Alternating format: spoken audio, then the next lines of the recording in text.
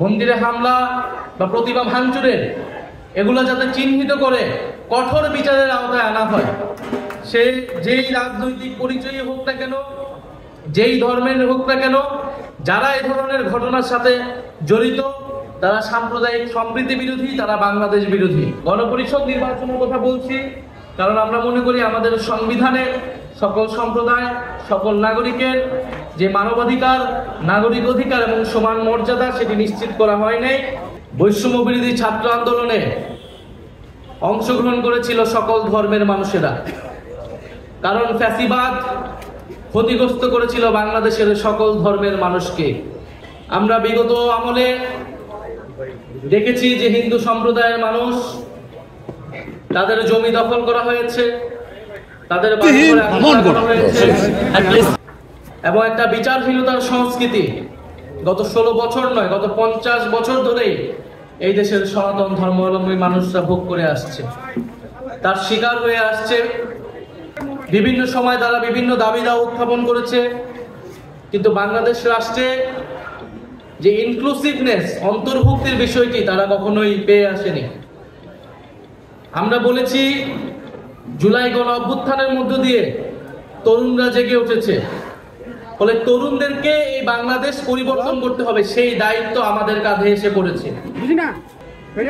ফলে বাংলাদেশের গত 50 বছর ধরে যেই সমস্যা, গণতন্ত্রের সমস্যা, আমাদের সাম্প্রদায়িক সম্প্রীতি বিনষ্ট হওয়ার যে বিষয়গুলো রয়েছে, আমাদের নাগরিক অধিকার না পাওয়ার যে সমস্যা, সেই সকল সমস্যা দূর করে আমাদেরকে সামনের দিকে এগোতে হবে। আমরা মনে করি আমরা যখন রাষ্ট্র গঠন করি, রাষ্ট্রের দায়িত্বে যখন আমরা থাকব, তখন সকলকেই সমান নাগরিক, সহ নাগরিক হিসেবে আমাদেরকে ট্রিট করতে হবে। সমান নাগরিক মর্যাদা এবং সমান অধিকার আমাদেরকে নিশ্চিত করতে হবে, তবেই আমরা বাংলাদেশের সকল স্তর থেকে বৈষম্য এবং বিভাজন দূর করতে পারবো। আমাদের মধ্যে বিভাজন তৈরি করার, বৈষম্য তৈরি করার জন্য নানান অপচেষ্টা হবে, কিন্তু এই সকল কিছুকে দূর করে আমাদেরকে ঐক্যবদ্ধ থাকতে হবে। আমরা বলেছি বাংলাদেশের চাকরি ক্ষেত্রে কোনো ধরনের বৈষম্য করা চলবে না। ধর্মের ভিত্তিতে হোক, অঞ্চলের ভিত্তিতে হোক, কোনো ধরনের পরিচয়ের ভিত্তিতে বৈষম্য করা যাবে না। মেধা এবং যোগ্যতার ভিত্তিতে সকলের চাকরি এবং কর্মসংস্থান নিশ্চিত করতে হবে। আমরা বলেছি যে বিচারহীনতার সংস্কৃতি শিকার হয়ে আসছে আমাদের সংখ্যালঘু সম্প্রদায়ের লোকজন, সেটা দূর করতে হবে। সম্পত্তি যে দখল হয়েছে তার পুনরুদ্ধারের জন্য কমিশন গঠন করতে হবে। আমরা এই দাবির সাথে পূর্ণ সংহতি প্রকাশ করেছি এবং আমাদের 24 দফা কর্মসূচিতেও আমরা এই কথা বলেছি।